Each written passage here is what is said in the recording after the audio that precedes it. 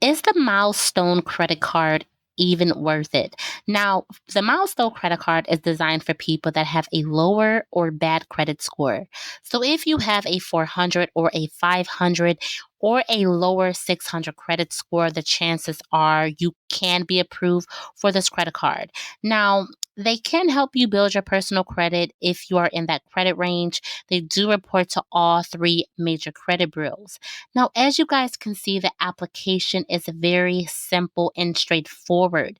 They do not offer any pre approval, they do not require any documentation. So, if you have a lower credit score and you are in need for some extra funds or just a way for you to help build your personal credit, then this credit card can somewhat be for you. Now, I'm not going to tell you that this is the best credit card because they do have a high APR for purchases. Now, the APR for purchases is at 35.9%. The APR for cash advances are 35.9%.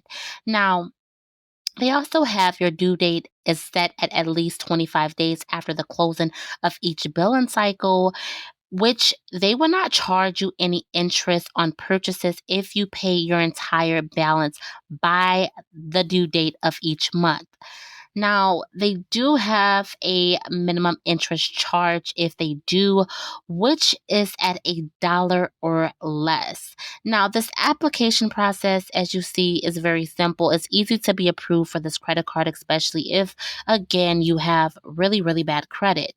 Now, because of this interest rate, I would not recommend this being the best card, but if this is your last resort and you are looking to rebuild your personal credit, and show banks that you can be trustworthy, then I will somewhat recommend this credit card. Now, they do have a start and limit at $700, but they will deduct the setup maintenance fee from your account, which will leave you around $525. But you can also call them and maybe they can work with you to see if they are able to deduct that fee at a later date. Some banks will, maybe just depends on which bank and what's your overall credit situation. Now, it's $0 for the first year, billed at $0 each month. Then after that, $150 annually. Then after that, you could be looking at $12.50 each month.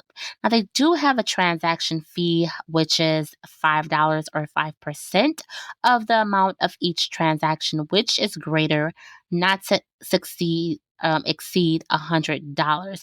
1% of each transactions in US dollars. So they do have a late payment fee up to $41, an over the limit fee up to $41, and a return payment fee up to $41. But again, like I said, I will only recommend this credit card if you have really bad credit. And this is kind of like your only resort to, build credit or to have some extra funding on the side.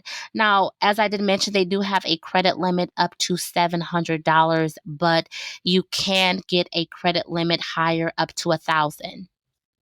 So keep all of this information in mind if you are looking to build your personal credit or if you are looking to apply for the Milestone credit card.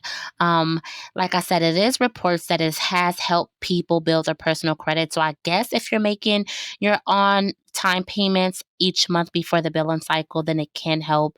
And then it just all depends as well if you want to pay that 35.9% and that 35.9% for cash advances as well. So, if you guys enjoyed this video where I brought you some important information on how you can probably build your credit, or if you have a lower credit score, on a way that you can start building credit history so that you are able to get approved for other and better credit cards, and make sure that you hit the like and the notification bell so every time I post a new video, you can be notified.